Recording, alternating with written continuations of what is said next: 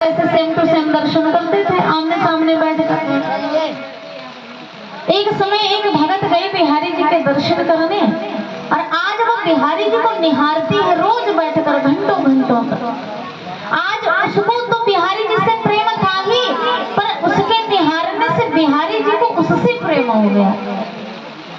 अब वो जब उसके घर वाले कहने लगे भैया 10-15 दिन हो गए, बहुत मेला वृंदावन का देखा, अब चल घर। अब वो रोने लगी, मैं बिहारी जी को छोड़कर नहीं जाऊंगी, या तो ये बिहारी जी मेरे साथ चले तब जाऊंगी मैं, वरना भूखो प्यासो बैठी रही। आज बिहारी जी को जब प्रेम हो गया तो कहा जाता है जब वो वहां से भगत चलने लगी तो आज बिहारी जी मंदिर छोड़कर उसके पीछे पीछे चलने लगे। संध्या की आरती के समय जब पुजारी आए तो मंदिर में बिहारी जी नहीं। अब बिहारी जी की ढूंढ पड़ गई, हे भगवान बिहारी जी यहाँ से भी भाग गए। गोपियों को धोखा देकर मथुरा से वृंदावन से मथुरा चले गए थे और आज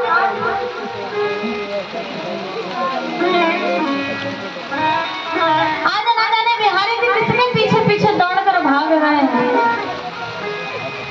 बिहारी जी को देखा तो बिहारी जी मंदिर के कम से कम 1-2 किलोमीटर दूर मिले। भगत के पीछे जाते जाते रो रहे हैं, अरे मुझको भी लिए चल। उसने कहा प्रभु यदि आप वृंदावन से चले जाओगे तो हमारे वृंदावन का कोई मोल नहीं रह जाएगा। उसने कहा कि अरे मैं क्यों जा रहा हूँ, क्योंकि मुझे इससे प्रेम है, मैंने इसको एक नजर से देख लिया है। भक्तों ने सोचा हे बिहारी जी आप रुक जाइए, मत जाइए। बहुत कहने पर भगवान रुक तो गए, पर तब से पुजारी डरने लगे। यदि बिना पर्दे में भगवान को किसी ने एक नजर लगा कर देख लिया तो बिहारी जी कहीं उसके दीवाने हो गए और वृंदावन छोड़कर उनके घर पर चले गए तो हम लोगों को क्या होगा। इसीलिए बिहारी जी को पर्दे में रखा जाता है।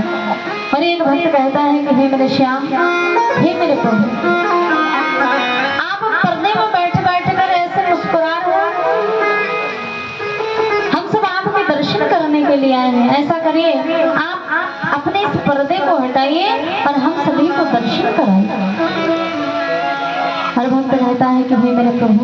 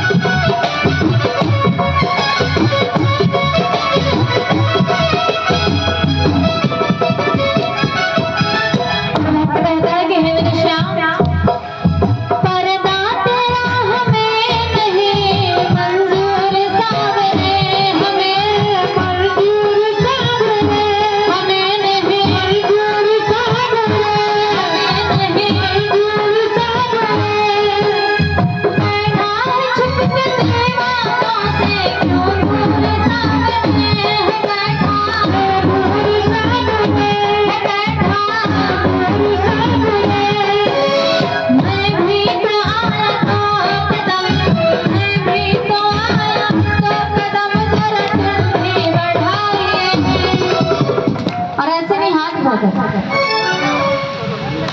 जिसके हाथ ऊपर उसका जीवन ऊपर, और जिसके हाथ नीचे उसका जीवन पीछे। और मैं तो कहता है